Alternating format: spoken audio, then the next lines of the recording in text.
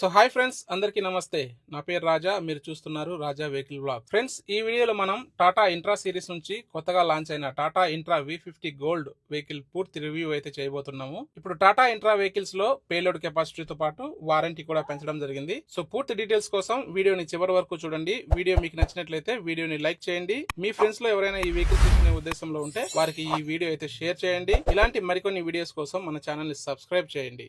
ఇక వెహికల్ ముందు భాగంలో చూసుకున్నట్లయితే డ్రైవర్ కు మంచి విజిబిలిటీ ఉండటం కోసం పెద్ద విండ్షీల్డ్ అయితే ఇచ్చారు. అలానే రెండు వైపులా వైపర్స్ అయితే ఇచ్చారు. వెహికల్ మధ్య భాగంలో టాటా లోగో,